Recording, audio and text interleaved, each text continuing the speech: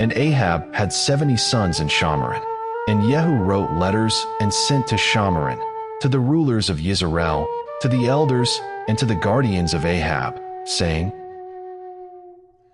And now, when this letter comes to you, since your master's sons are with you, and you have chariots and horses, and a walled city and weapons, choose the best and most upright of your master's sons, and set him on his father's throne, and fight for your master's house. And they were greatly afraid and said, Look, 2 sovereigns have not stood before him. How do we stand, we? And he who was over the house, and he who was over the city, the elders also, and the guardians, sent to Jehu, saying, We are your servants, and all that you say to us we do. We do not set up anyone to reign. Do what is good in your eyes.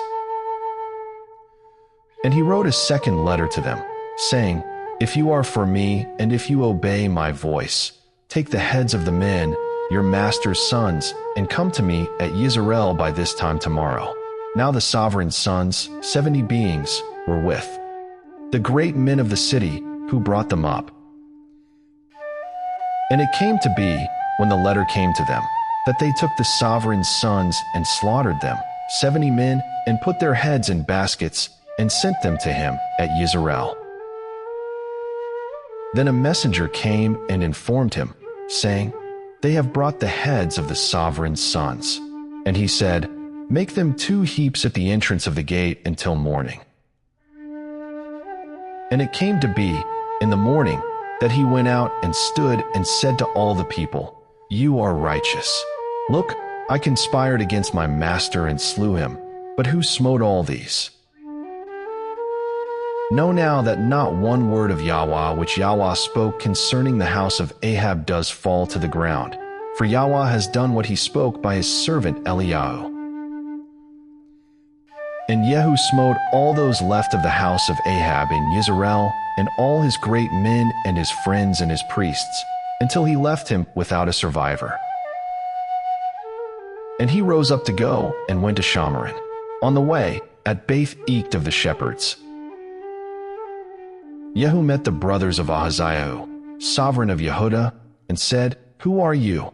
And they answered, We are brothers of Ahaziah, and we have come down to greet the sons of the sovereign and the sons of the sovereigness mother. And he said, Take them alive. So they took them alive and slew them at the well of Beth-Eked, 42 men, and he left none of them. And he left there and met Jehonadab son of Rechab, coming to meet him, and blessed him, and said to him, Is your heart right, as my heart is toward your heart? And Jehonadab answered, It is. Jehu said, If it is, give me your hand. And he gave him his hand, and he took him up to him into the chariot. And he said, Come with me and see my ardor for Yahweh. And they made him ride in his chariot. And he came to Shamaron and smote all those left of Ahab in Shamaron, till he had destroyed them, according to the word of Yahweh which he spoke to Eliyahu.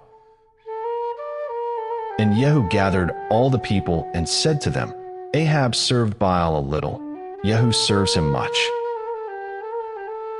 And now, call to me all the prophets of Baal, all his servants and all his priests. Let no one be missing, for I have a great slaughtering to make to Baal. Anyone who is lacking shall not live. But Jehu did this deceptively, in order to destroy the servants of Baal. And Jehu said, Set apart an assembly for Baal. So they proclaimed it. And Jehu sent throughout all Yisrael, and all the servants of Baal came, so that there was not a man left who did not come. And they came into the house of Baal, and the house of Baal was filled from end to end. And he said to him who was over the wardrobe, Bring out garments for all the servants of Baal. And he brought out garments for them. And Jehu and Jehonadab son of Rechab went into the house of Baal, and said to the servants of Baal, Search and see that no servants of Yahweh are here with you, but only the servants of Baal. So they went in to make offerings and burnt offerings.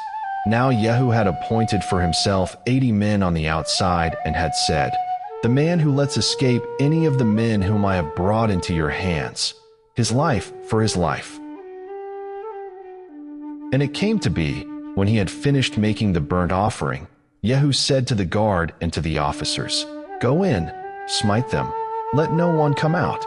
And they smote them with the edge of the sword, and the guards and the officers threw them out, and went into the inner room of the house of Baal, and brought out the pillars of the house of Baal, and burned them, and broke down the statue of Baal, and broke down the house of Baal, and made it a latrine to this day. Thus Jehu destroyed Baal out of Israel. However, Jehu did not turn away from the sins of Jeroboam son of Nebat, who had made Israel sin, from the golden calves that were at Bethel and Dan. And Yahweh said to Jehu, "Because you have done well by doing what is right in my eyes, and have done to the house of Ahab all that was in my heart, your sons are going to sit on the throne of Israel to the 4th generation." But Jehu did not guard to walk in the Torah of Yahweh Elohim of Israel with all his heart, for he did not turn away from the sins of Jeroboam, who had made Israel sin. In those days Yahweh began to cut off some in Israel, and Hazael smote them throughout all the border of Israel,